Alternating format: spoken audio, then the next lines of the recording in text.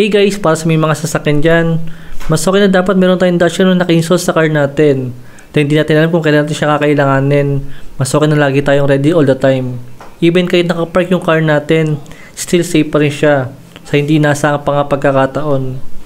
Meron yung almost 2K na resolution sa may video niya. Mamaya makikita natin siya. Napakalinaw niya kahit madilim. Isa pang maganda dito is meron siyang dual channel na storage. Meron siyang backup na storage guys pagka nag-error yung SD card natin. Kaya siguro safe yung mga videos natin. Naka super capacitor pa yan. Na kahit sobrang init sa loob ng kotse or sobrang lamig, hindi tayo kakabahan na masisira siya. Tila to negative 20 degrees Celsius yan to 70 degrees Celsius yung init na kaya niya nung capacitor na yan. Inside dito sa may box ng ating DDPI Z40, meron siyang dalawang box na maliit dito. Itong unang maliit na box niya is ito yung kanyang rear camera sa may likod ng kotse na ilalagay natin. Itong malaking box, ito yung mismo na nasa dashcam natin guys. Pag open natin nandito sa ibabaw yung mismong dashcam natin. Yan guys. Check natin yan maya maya lang. Dito sa ilalim ng box meron siyang manual na kasama. Saka yung sticker guys na pagkakapitan ng 3M na sticker natin ng mismong dashcam. Yan guys. Check na lang natin yung kanyang manual. Meron din siyang 3M na sticker dito guys. Tapos sa ilalim pa ng box is nandyan yung kanyang USB Type-C na cable. Mahabang USB Type-C yan guys. Meron din siyang kasama na pantuklap. Pantuklap ng mga paglalagay natin ng cable sa loob ng kotse. Saka dito sa may malitang plastic is meron niyang ano ba yan? Ayan. Meron siyang car charger yun ang kasama para sa pagsasaksakan ng USB cable natin. Then yun, wala na siyang kasama rito. Yun lang yung kasama niya sa unang box natin. Ito yung mismong dashcam natin guys. Meron nga siyang 3M na sticker sa may likod niya. At yan yung kanyang display. Tanggalin lang natin yung sticker dyan. At yan yung kanyang display guys.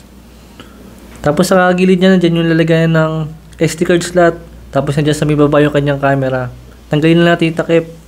Yung camera na yan guys is na-adjust yan depende sa position na gusto natin. Ayan, adjust lang natin yun. Naiikot yan. Meron din siyang kasamang 32GB na SD card dito na freebies. Buti meron siyang kasama para hindi natin kailanganin. Pero kung kailangan natin ng mas mataas na storage, is up to 128GB na internal storage yung pwede natin ilagay dyan na micro SD card. Itong pangalawang box natin guys, yung rear camera niya, buksan lang natin saglit to. Meron din siyang manual na kasama, saka yung yan naman yung camera niya sa may loob guys. Kumbaga ididikit natin yan sa may windshield niya sa may likod. Mas okay ako dyan guys, na nasa loob yung kanya nating camera para sa security na rin. Baka sakaling may sumira ng camera natin, hindi siya agad masisira. Yan guys, meron din siyang kasamang mahabang cable na iduduktong natin yan dito sa may mismong dashcam natin sa may harapan para maging magkakonect siya. Yan.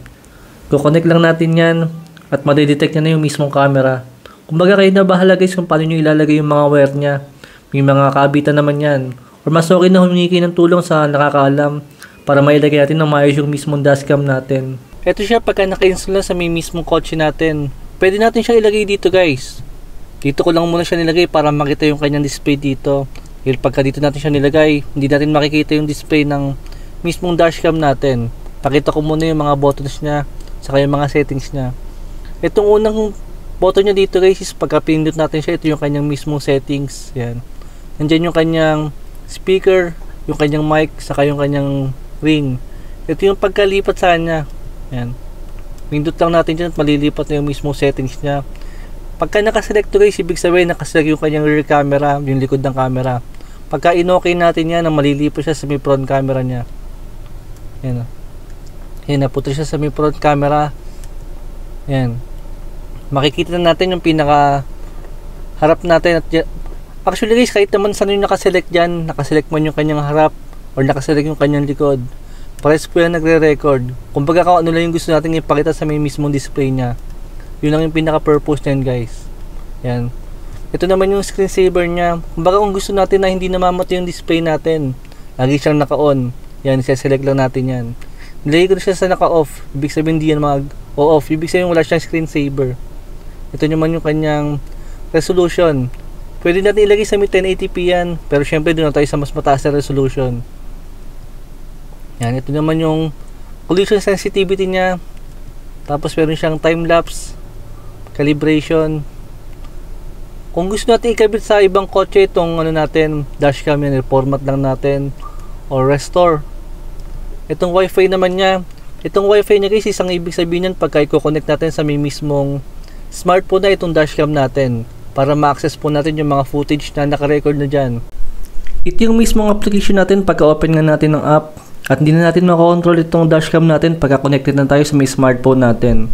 Connected siya via wifi guys at yung mismong data na ginagamit natin is yung mobile data na lang. Yun yung pinaka-internet natin dahil wala namang internet itong mismong dashcam natin guys. Pagka-open natin sa kanya, nag-i-stream na po siya dito sa may mismong smartphone natin. Ayan. At meron pa tayong speedometer dito guys. Yan. Meron pa siyang ibang mga details dyan. Tapos sa mismong application natin dito rin natin ma-access yung mga footage natin. Yan. Yan yung mga naging footage natin guys. Yan yung camera niya guys sa may mismong harap niya pagkagabi. Kitang-kita naman dyan, napakaliwanag pa rin niya. At nakikita rin dito yung bilis ng takbo natin sa may baba. Saka yung oras. Yan yung sample ng camera niya sa may likod. Saka sa may harap.